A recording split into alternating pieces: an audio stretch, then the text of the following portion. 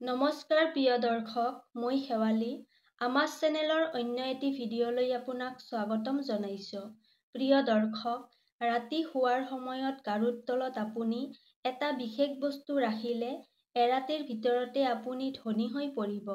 গাৰুৰ তলত এই বিশেষ বস্তুটো ৰাখিলে আপোনাৰ জীৱনত এনেকুৱা চমৎকাৰ হ'ব, আপুনি নিজেই আচৰিত হ'ব। আপোনাৰ ঘৰখনৰ আটাইতকৈ গুৰুত্বপূৰ্ণ কথাটো কোনটো আপুনি জানেনে? ঘৰখনৰ আটাইতকৈ গুৰুত্বপূৰ্ণ কথাটো হৈছে মানুহৰ শোৱনি কথা, অৰ্থাৎ যিটো কথাত আমি শুওঁ, যিটো কথাত প্ৰতিনিশাই আমি টোপনি মাৰোঁ, সেই কথাটোৱেই হ'ল ঘৰখনৰ ভিতৰত থকা আটাইতকৈ গুৰুত্বপূৰ্ণ কথা। আমাৰ বেদশাস্ত্ৰই শয়নকক্ষ সন্দৰ্ভত বিস্তাৰিত ৰূপত বৰ্ণনা কৰিছে। শয়নকক্ষত আমি কি বস্তু ৰাখিব লাগে আৰু কোনবোৰ বস্তু আমি ভুলতেও ৰাখিব নালাগে, সেই সন্দৰ্ভত বেদশাস্ত্ৰই আমাক বহুত সুন্দৰৰূপে পৰামৰ্শ আগবঢ়াইছে। বহু ক্ষেত্ৰত আমি নিজৰ অজ্ঞানতাৰ কাৰণে আমি শয়নকক্ষত এনেকুৱা কিছুমান বস্তু ৰাখোঁ, যিটো কাৰণত ঘৰখনত চাৰিওফালে নিগেটিভ শক্তিয়ে বাস কৰে, ফলত বিভিন্ন ধৰণৰ সমস্যাই ঘৰখনত ঘেৰি ধৰে, যাৰ ফলত ঘৰখনত হাই-কাজিয়াৰ সৃষ্টি হয়। এনেকুৱা কিছুমান বস্তু আছে, যিটো বস্তু মানুহে ভুলতেও নিজৰ শয়নকক্ষত ৰাখিব নালাগে। আপুনি যদি বিচাৰিছে আপোনাৰ ঘৰখনৰ পৰা নিগেটিভ শক্তি চিৰদিনৰ বাবে আঁতৰি যাওক আৰু প্ৰতিদিনে প্ৰতি মুহূৰ্তত এনেকুৱা পজিটিভ বাতাৱৰণে বিৰাজ কৰি থকাটো যদি আপুনি বিচাৰিছে, তেন্তে আজি মই আপোনাক এনেকুৱা কিছুমান বস্তুৰ বিষয়ে ক'ম। সেই বস্তুবোৰৰ যিকোনো এটা বস্তু যদি আপুনি আপোনাৰ গাৰুৰ তলত লৈ শুৱে, সেই গাৰুটোৰ তলত যদি ৰাখি থয়, তেন্তে আপোনাৰ ঘৰখনত চাৰিওফালে পজিটিভ শক্তিয়ে বাস কৰিব।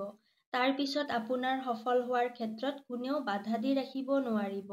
যদি আপুনি জীৱনত সুস্বাস্থ্য, সুখ সমৃদ্ধি আৰু সু-আশ্চৰ্যৰ অধিকাৰী হ'ব বিচাৰিছে, তেনেহ'লে আপুনি এই ভিডিঅ'টো মন দি শুনক। তেতিয়াহ'লে আহক বেছি পলম নকৰি ভিডিঅ'টো আৰম্ভ কৰোঁ। বিশেষকৈ মহিলাসকলে নিজৰ গাৰুৰ তলত এটা বিশেষ বস্তু ৰাখিবই লাগে। সেই বস্তুটো মহিলাসকলে গাৰুৰ তলত ৰাখিলে মা লক্ষ্মীৰ অসীম কৃপা তেওঁলোকে লাভ কৰিবলৈ সক্ষম হয়। বেদ পুৰাণেও কৈছে, যদি শোৱাৰ সময়ত আপুনি কিছুমান ভুল কৰে, তেনেহ'লে দৰিদ্ৰতাই কেতিয়াও আপোনাৰ পিছ নেৰে। সেইবাবে প্ৰতিনিশাই শোৱাৰ সময়ত গাৰুৰ তলত সেই বিশেষ বস্তুটো আপুনি ৰাখিবই লাগে। আমাৰ পৌৰাণিক শাস্ত্ৰই এইসমূহ কথা উল্লেখ কৰি থৈ গৈছে। মোৰ এই কথাবিলাক শুনি আপোনাৰ আচৰিত যেন লাগিবও পাৰে, কিন্তু যুগে যুগে এই কথা সত্য প্ৰমাণিত হৈ আহিছে। গাৰুৰ তলত কিবা বস্তু ৰাখিলে আমাৰ জীৱনটো উজ্জ্বল হৈ পৰিব নেকি? এইটো সত্য। গাৰুৰ তলত ৰখা কিছুমান বিশেষ বস্তু আছে। সেই বস্তুবোৰৰ এটাও যদি আপুনি ৰাখে, তেন্তে আপোনাৰ জীৱনত থকা সকলো বাধা নাইকিয়া হৈ যাব। আপোনাৰ চৌপাশে যদি কিছুমান নিগেটিভ শক্তিয়ে বাস কৰি আছে, যাৰ ফলত আপুনি আগবাঢ়িব পৰা নাই, সেই নিগেটিভ শক্তিবোৰ এই বিশেষ বস্তুটোৱে নোহোৱা কৰি দিব। কাৰণ এই বিশেষ বস্তুটো থাকিলে আপোনাক কোনো ধৰণৰ নিগেটিভ শক্তিয়ে স্পৰ্শও কৰিব নোৱাৰে। যদি নিগেটিভ শক্তিয়ে আপোনাক স্পৰ্শও কৰিব নোৱাৰে, তেন্তে নিশ্চিতভাৱে আপুনি জীৱনত আগুৱাই যাব পাৰিব। সদায় শুই থকা গাৰুটোক আপুনি সাধাৰণ বস্তু বুলি নাভাবিব। ধনীয়েই হওক বা দুখীয়াই হওক, শুবলৈ কিন্তু গাৰুটোৱেই লাগে। পৃথিৱীৰ আটাইতকৈ ডাঙৰ মানুহজনেও শোৱাৰ বাবে গাৰুটোৱেই ব্যৱহাৰ কৰে, আৰু পদপথত শুই থকা সেই দুখীয়া দৰিদ্ৰজনেও অঘৰীজনেও শোৱাৰ বাবে এটা গাৰুৱেই ব্যৱহাৰ কৰে। বহু গুণী জ্ঞানী পণ্ডিতেও কৈছে, আপুনি শুই থকা গাৰুটোক ব্যৱহাৰ কৰি জন্ম জন্মান্তৰৰ বহু সমস্যা আপুনি নোহোৱা কৰিব পাৰে। জন্ম জন্মান্তৰৰ দৰিদ্ৰতাও নোহোৱা কৰিব পাৰে। কিন্তু তাৰ বাবে সঠিক প্ৰক্ৰিয়াৰে আপুনি গাৰুটোৰ তলত এই বিশেষ বস্তুবিধ ৰাখিব লাগিব।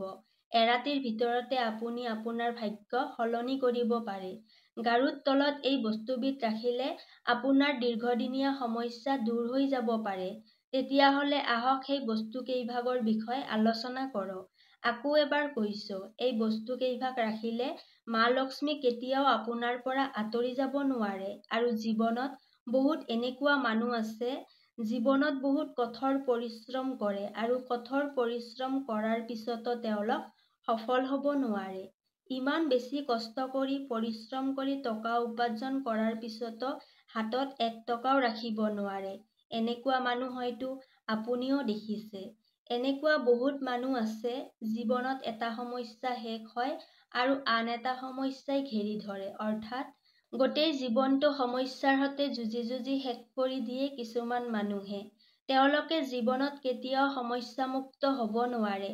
যদি সমস্যাই আপোনাৰ পিছ এৰাৰ নামেই লোৱা নাই, তেন্তে এটা কথা ঠিক, কোনোবা নহ'লে কোনোবা গ্ৰহ আপোনাৰ ওপৰত ৰুষ্ট হৈছে, যাৰ কাৰণে মা লক্ষ্মীৰ প্ৰকোপ আপুনি সহ্য কৰিবলগীয়া হৈছে।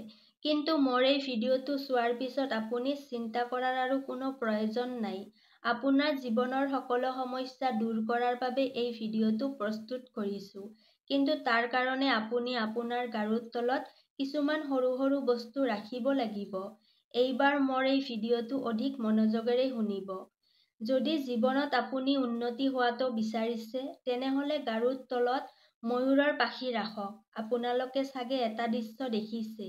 বহু মাক-দেউতাকে নিজৰ ল'ৰা-ছোৱালীৰ কিতাপৰ মাজত ময়ূৰৰ পাখি ৰাখে, সন্তানৰ যাতে পঢ়া-শুনাত মন বহে।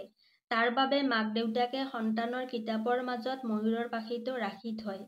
কিন্তু আপুনি হয়তো এই কথাটো নাজানে। যদি সেই ময়ূৰৰ পাখিটো গাৰুৰ তলত ৰাখি যদি ৰাতি আপুনি টোপনি মাৰে, তেন্তে আপোনাৰ কুণ্ডলীত থকা সকলোবোৰ দোষ খণ্ডন হৈ পৰে।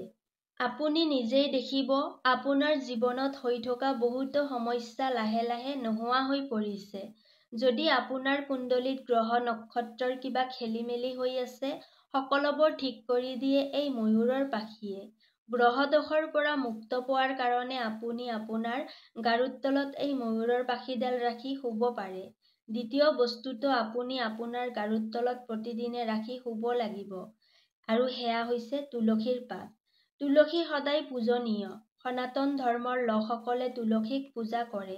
তুলসীক মা লক্ষ্মীৰ স্বৰূপ বুলি গণ্য কৰা হয়। কোৱা হয় তুলসীৰ প্ৰতিটো পাতত হেনো ভগৱান শ্ৰীবিষ্ণুৱে বাস কৰে। যদি আপুনি তুলসীৰ পাত আপোনাৰ গাৰুৰ তলত লৈ শুবলৈ চেষ্টা কৰে, তেন্তে আপোনাৰ জীৱনৰ পৰা নিগেটিভ শক্তি নোহোৱা হৈ পৰিব। এই বস্তুসমূহ কেতিয়াও আপোনাৰ গাৰুৰ তলত থলে, কেতিয়াবা যদি আপুনি ৰাতি চক খায়, বেয়া সপোন দেখে, ভয় খায়, এই সকলোবোৰ নোহোৱা হ'ব। এটা কথা মন কৰিব, যিটো তুলসীৰ পাত ৰাতি আপুনি গাৰুৰ তলত ৰাখি শুব, ৰাতিপুৱা উঠি সেই পাতটো আপুনি খাবলৈ নাপাহৰিব। ইয়াৰ এটা কাৰণ আছে। যদি আপুনি প্ৰতিদিনে এটাকৈ তুলসীৰ পাত খায়, তেন্তে আপুনি বহুত জটিল ৰোগৰ পৰা বাচি থাকিব পাৰিব। এই কামটো কৰোঁতে আপুনি এটা কথা মনত ৰাখিব, যাতে আপুনি তুলসীৰ পাতটো কেতিয়াও ৰাতি নিছিঙে। তুলসীৰ পাতটো ছিঙোতে আপুনি দিনৰ ভাগত ছিঙিব, আৰু ছিঙাৰ আগতে আপুনি হাতযোৰ কৰি প্ৰণাম কৰি ল'ব। দেওবাৰে তুলসীৰ পাত কেতিয়াও নিছিঙিব। দেওবাৰৰ দিনটো বাদ দি সপ্তাহৰ বাকী কেইদিন আপুনি এই উপায়টো নিশ্চিন্ত মনে কৰিব পাৰিব।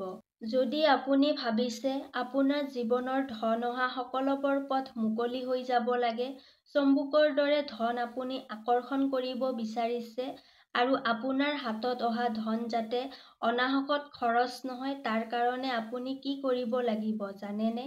শোৱাৰ সময়ত আপুনি আপোনাৰ গাৰুৰ তলত এটা এটকীয়া মুদ্ৰা ৰাখি দিয়ক, আৰু ৰাতিপুৱা উঠি সেই মুদ্ৰাটো কোনোবা দুখীয়া লোকক দান কৰি দিয়ক। যদি আপুনি প্ৰতিদিনে এই কামটো কৰে, তেন্তে আপোনাৰ জীৱনত যিমানবোৰ ধন সম্বন্ধীয় সমস্যা আছে, সেই সকলোবোৰ সমস্যা সমাধান হৈ যাব। এই উপায়টো বহু বেছি ফলদায়ক হয়। এই উপায়টো কৰি বহুতে ধনৱান হোৱা বুলি দাবী কৰে, কিয়নো ধন অহাৰ সকলোবোৰ পথ এই উপায়টোৱে মুক্তি কৰি দিয়ে। এনে নহয় যে আপুনি এই উপায়টো কৰি কোনো কাম নকৰিব, আৰু আপোনাৰ হাতত ধন আহিব বুলি বহি থাকিব। আপুনি যিটো কৰ্ম কৰে, সেই কৰ্মটোৰ পৰা আপুনি ধন লাভ কৰিব। এনে বহুত মানুহ আছে যে সিহঁতে বহুত কষ্ট কৰে, কিন্তু সিহঁতে ফল নাপায়। ধন অহাৰ পিছতো হাতত ধন নৰখে। সেই মানুহবোৰৰ বাবে এই উপায়টো বহুত চমৎকাৰী বুলি কোৱা হৈছে।